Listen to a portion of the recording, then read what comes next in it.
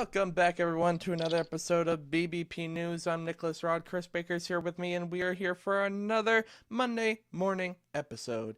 Chris, start us off in the normal fashion with today's weather. In Los Angeles, California, it is cloudy 54. In Houston, Texas, it is cloudy 81. And in Chicago, Illinois, it is scattered rain showers with a high of 49 degrees. And in New York City, it is cloudy 42.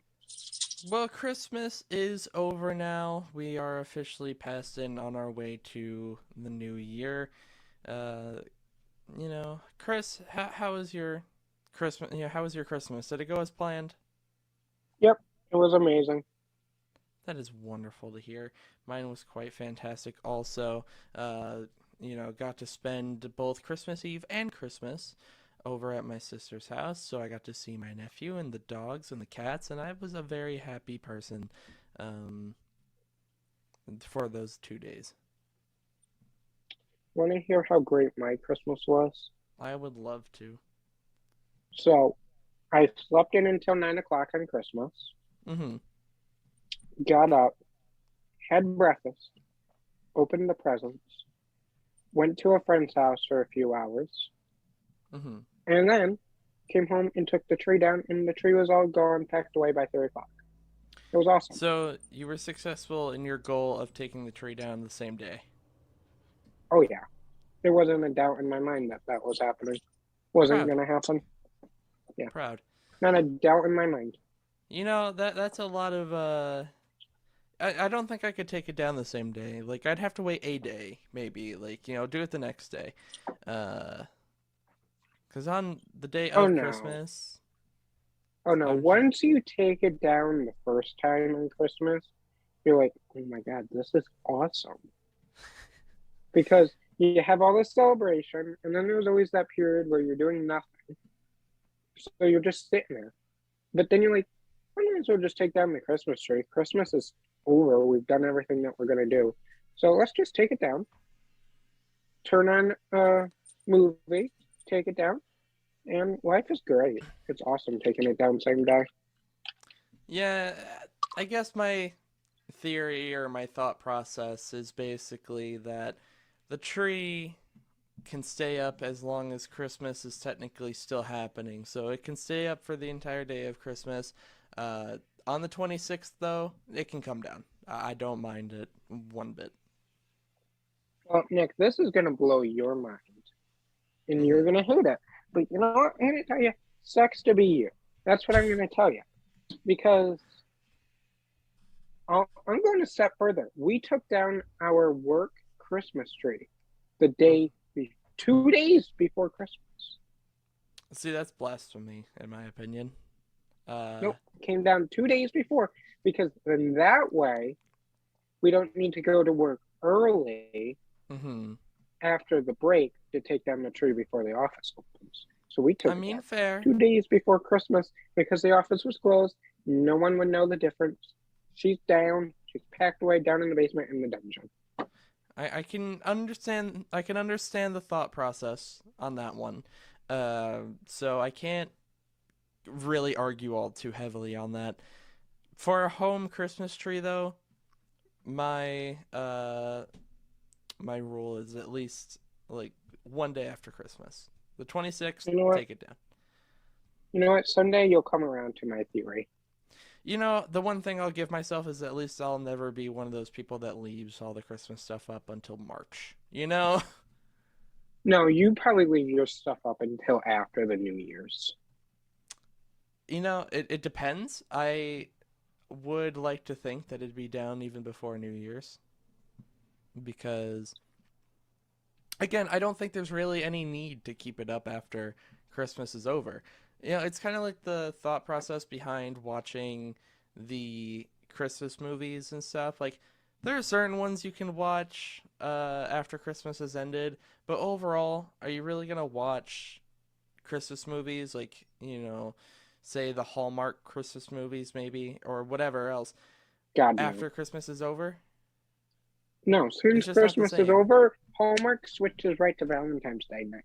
You should know this. You're an avid lover of Christmas. You should know this. Midnight Soon as the clock strikes midnight and it's now December 26th, shaboom lakalika, it is Valentine's Day for Hallmark. I feel like you just created your own language there for a second. Uh, No, I'm just telling you the Christmas facts. When well, no, Christmas no, is over, no. the That tree part's comes fine. down. That part was fine. I wasn't arguing that part, but it sounded like you created your own language there for a second. Um, yeah, no, it's the same. Like that's the same that thought process that I have when it comes to the Christmas decorations. After Christmas is over, once the 26th hits, it can come down. I say 5 o'clock Christmas Day it can come down. So we differ a little bit, not entirely. We don't differ on a major scale, but we disagree a little. Well, if you're done with the celebrations, take it down. I suppose. I just like to take that, like the rest of that day to just kind of, let it all sink in, let it continue to just kind Yeah, of but wash you over live in a you. Hallmark Christmas movie life, Nick. I don't know. I just love it. I love it. I love Christmas. I want it to last as long as possible. That being said, I won't drag it out past, the actual day of Christmas if I can I'm help not it. saying I hate Christmas, but I'm saying once the holiday's over, it's over. Time Yeah, to but move on. in my mind, and for me, the holiday's not over until the clock strikes midnight. But see, the thing is, when you have a birthday party, do you leave the birthday decorations all up all day, or once the party's over, do you take them down? It depends. No, of course it does. It depends. No, of course it does.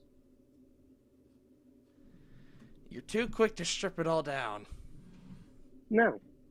When it's over, it's over. Pack it up. See you next year if you're lucky. Well, we definitely differ on this, but we have quite a lot of news to get into, so we'll put that to bed for now. We'll argue over that off air. But But I have one final statement for this. okay.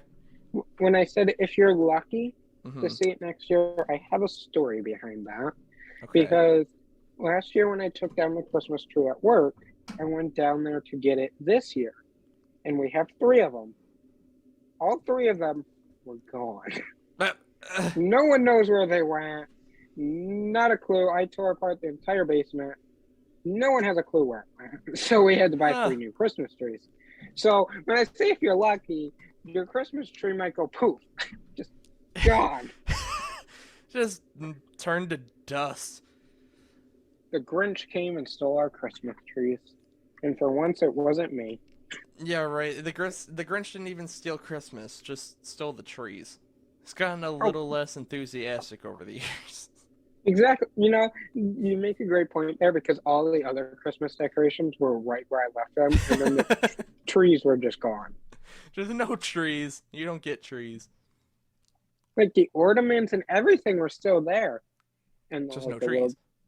yeah, and like the little things that get put in waiting rooms and things like that. Yeah, yeah, yeah. They were all there stacked up in this cabinet and all that. And then the trees were right on the left of it.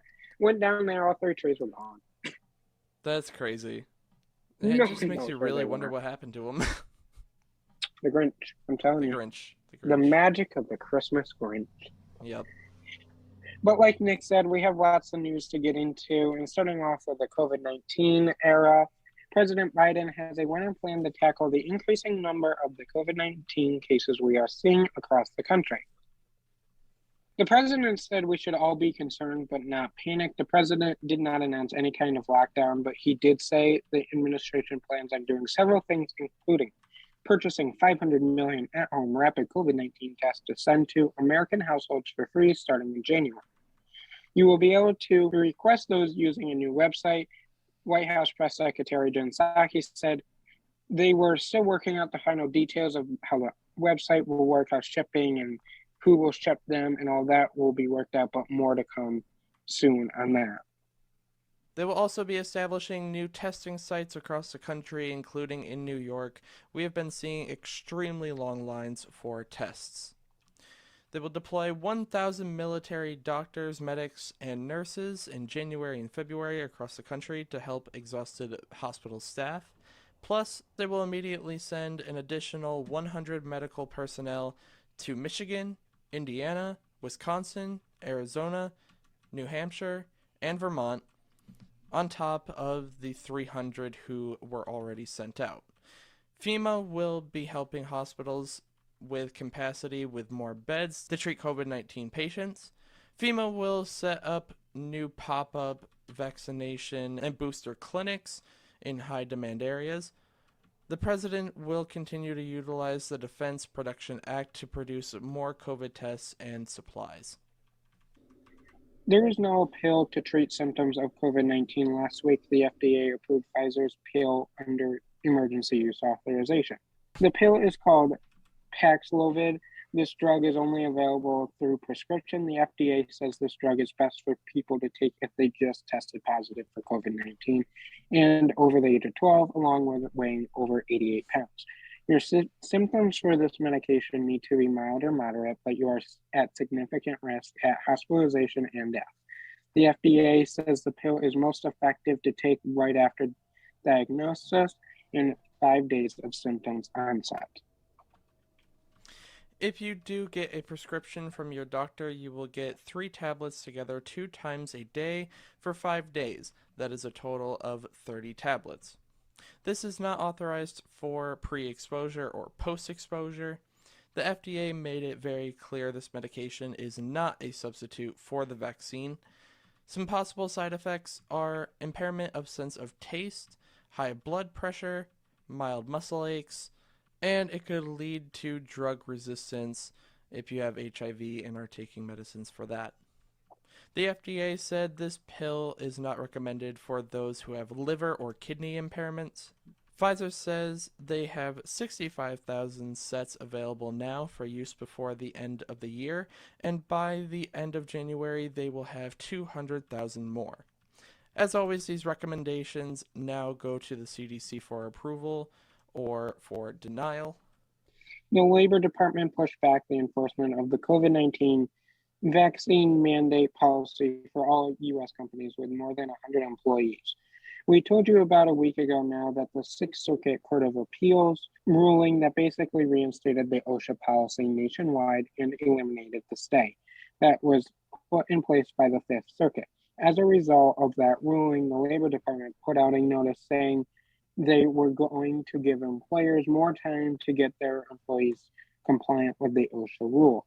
Originally, the deadline for employees to be fully vaccinated or regularly tested was January 4th, but now the Labor Department will not start citations for noncompliance of the OSHA emergency temporary standard before January 10th, and it will not start issuing citations for testing requirements before February 9th. As long as employers is, quote, exercising reasonable good faith efforts to come into compliance with the OSHA rule. Back in early November, when these rules came out, all the U.S. companies with more than 100 employees would be required to provide OSHA compliance paperwork for all of its employees. And beyond that, OSHA would be conducting on-site inspections. Basically, those companies need to show OSHA that all of their employees have either been fully vaccinated, received an approved exemption, work full-time remotely, or have decided to regularly test. The company must require full documentation of those tests as well. For every employee that doesn't comply, they will be fined $13,000 plus per employee, and up to $136,000 if the company willfully violates the rules. Understand, as we told you last week, several appeals have already been filed to the Supreme Court. Speaking of the Supreme Court said yes, the justices will hear cases against the OSHA test or vaccine mandate, and they will also hear the CMS vaccine mandate for healthcare workers in facilities that receive Medicare and Medicaid funding. The oral arguments against both of these cases will be January 7th. As always, there are no cameras allowed in the court, but you can listen to oral arguments at supremecourt.gov. If you are one of the 41 million Americans that have a federally backed student loan, the president has frozen payments due and set the interest rate to 0 for another 90 days. That means federally backed loan repayment will not start until May 1st. This is not student loan forgiveness. This is an extension of the moratorium that was put into place back in March of 2020. The president says he is doing this because people are still struggling to pay their bills in the pandemic. He said the payments will start again. He also added that people should look into options to lower the payment due amount based on income and in the student loan forgiveness for public service workers. If you qualified for it before, you qualify again. If you donated at all this holiday season or at any time this year, you could get a tax write-off for helping other people. Thanks to a temporary IRS rule, this rule allows more people to deduct cash donations to qualifying charities on their 2021 federal income taxes. For those of you who itemize, this is not new. You have always been doing this, but for those of you, nearly 85% of taxpayers who take the standard deduction, this new rule says married couples filing jointly can write off nearly $600 in cash donations, and individual taxpayers can deduct up to $300 of cash donations. On top of your standard deduction, and taking this deduction could adjust your gross income and taxable income. This temporary rule was continued through the American Rescue Act and will not continue into 2022 unless Congress passes another law. For 2021, if you take the standard deduction, you will also see line 12B on your tax form, and that is where you can put your cash donation deductibles. There are 3 things that you need to know about. First, if you want to claim a cash donation, it must be made to a qualifying charity. To look up if the charity you want to donate to is qualified, go to the Tax Exempt Organization search tool on irs.gov and you can look it up from there. Second, the donation must be made before December 31st of this year for it to qualify for your 2021 tax return. Finally, make sure you have a document from that charity to prove your donation, or you can use a canceled check. That way, if for some reason you need to, you can prove that donation to the IRS at tax time.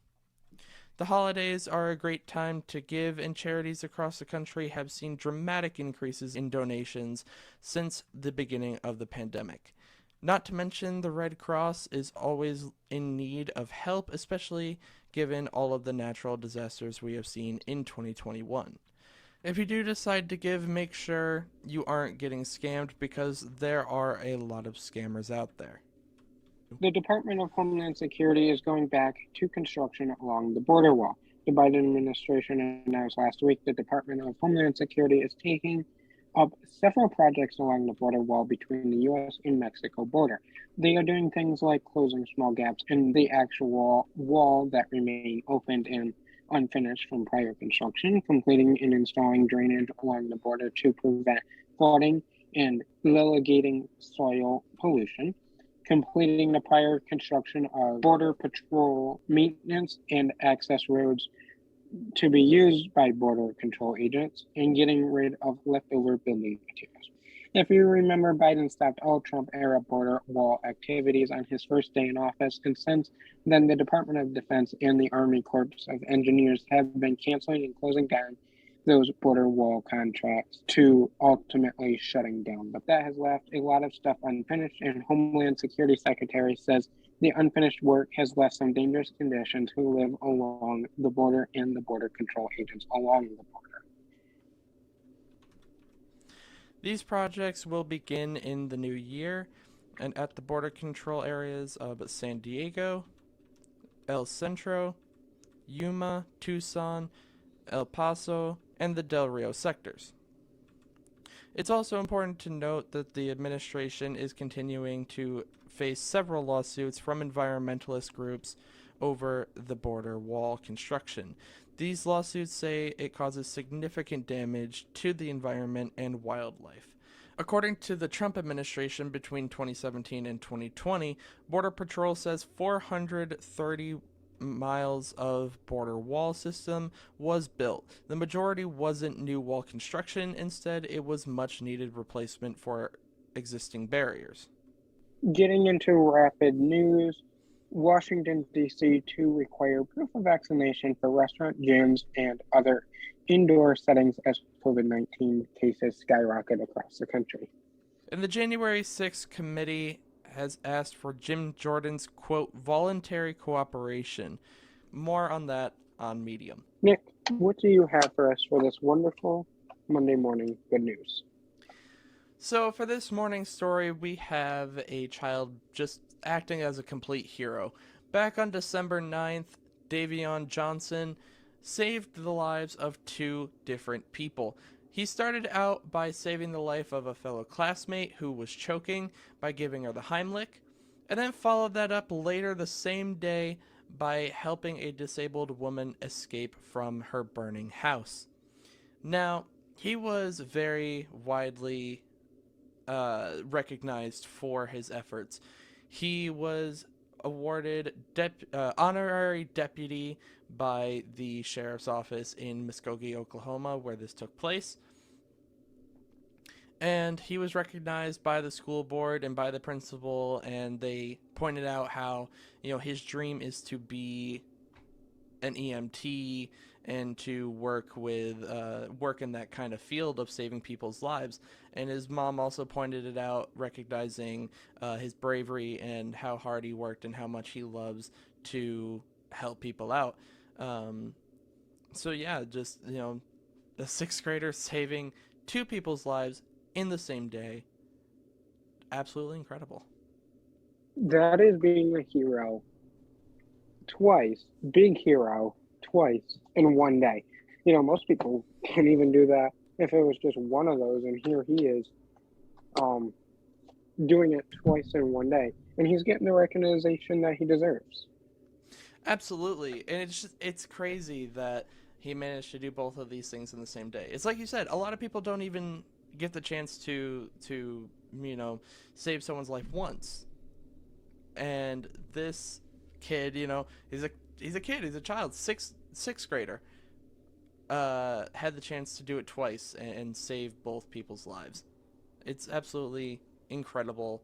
I'm glad he's getting that recognition, because it's like you said, he absolutely deserves it. Well, that is the end of our final Monday show of the 2021 year. We will be back here Wednesday for an idiot in the news, and we will also be back Friday for the final show of 2021. Believe it or not, 2021 is coming to a close, and we'll be back 2022 for another wonderful year, hopefully. But that is the end of this Monday morning news episode. Make sure you follow us on BBP News' Twitter account for the latest 24-hour breaking news, so you are always in the know. Follow us on our personal accounts to see what we are up to, and check out our Medium articles. We are always writing about different topics that are discussed here on the podcast. But until Wednesday morning, have a great start to your final week of 2021, everybody. Bye, guys.